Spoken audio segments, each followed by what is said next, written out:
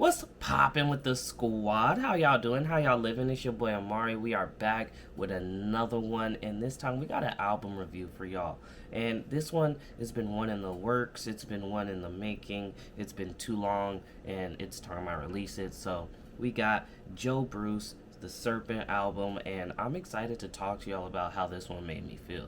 Cause all of this shining don't need praise. I live it up on a weekday, I get to work on a weekend. We stepping, I'm not in the creeping. Industry people, they give me the creeps. I don't rock Nike, but boy, I'm elite. I pay some dues and I got receipts. We make some money, then find a retreat. Tripping on tripping, I'm... In all honesty, I think I really enjoyed this album because along with his vocal inflections, along with his delivery, along with his flow switches, I just was reminded so very much of the rappers that I listen to the most.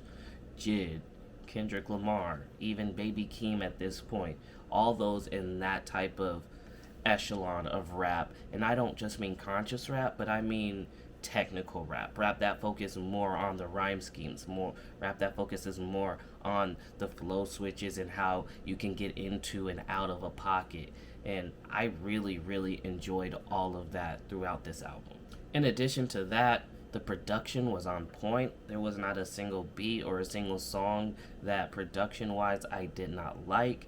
I really think it was fitting all the way through. I don't think there was any outliers as far as I could tell. I don't think there was anything that didn't necessarily fit. Some of my favorite tracks include The Depths, which is just an incredible show of pocket control, the ability that he has to enter in and out of these flows. Like I mentioned, that was on full display in this song.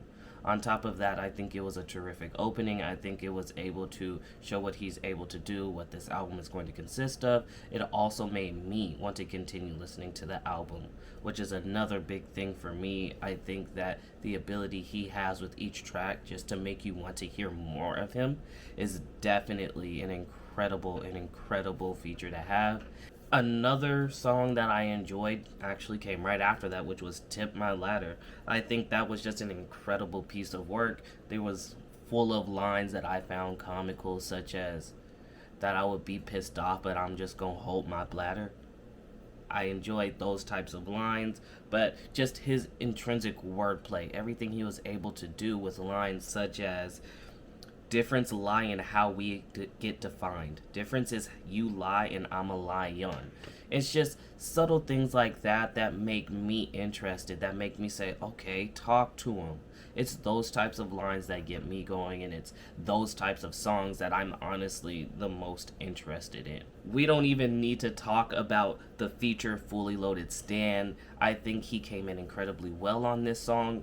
But just the few first lines, I think he hit incredibly hard and made a lasting impression on me, at least. The first few lines, how is you good but your brother not? I said, how is you good but your mother not? Niggas be faking they image, I'll crop them out. That right there, that's right up my lane. Those are the type of bars that make me go, if you've ever seen a reaction from me.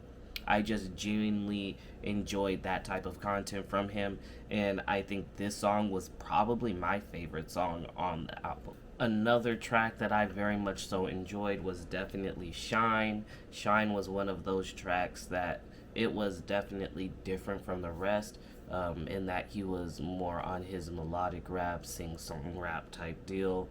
I thought it was a very welcome addition. It showed his versatility, and it wasn't bad at all. It was one of the more enjoyable tracks in my opinion, and it definitely added to the album experience as a whole. I love the feature by Ms. Merrills. I think that was incredibly done well, and overall this was just a well done track that I actually didn't think would fit the very first time I heard it, but the more you listen to, the more it manages to fit right in with the rest of the track listing. Overall, I really enjoyed this. It was short for my taste. I wish it had a few more tracks. I wish it was just a bit longer. But all in all, I really think everything was done well. From the mixing, there was nothing that I found too jarring about that. But also the production, like I said, there was not a single song produced that I did not like. I think that the track listing itself was done well. I think it made for a very smooth listen through the very first time around, and I think that the album itself was very replayable. Having been in my playlist for some time now, I honestly just want to hear more from Joe Bruce. I want to see how Joe Bruce is going to step up from this. I want to see how his flows are going to get better and more crisp. I want to see more versatility from the kid. I want to see more wordplay and more bars. I just want to see a lot of what he did here, but on a grander scheme. So I am looking forward to the future. Overall, I'd give this project a solid 8. There was nothing bad about it in my opinion, but I definitely want more. I definitely want to hear more. That's gonna be it from me.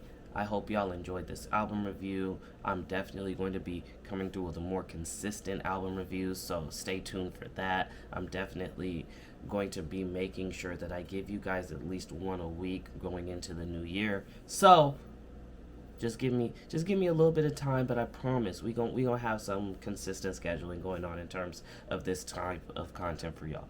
Thank y'all. Drop down to the comments. Let me know what you think if you've heard the project. If not, I'll leave a link to the project so you guys can listen to it yourselves.